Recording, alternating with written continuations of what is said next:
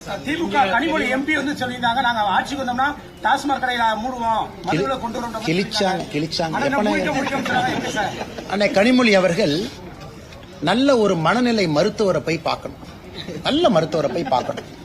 அவருக்கு இந்த 15 வருஷம் வீடியோல கனிமொழி அக்காவுக்கு போட்டு காட்டணும்.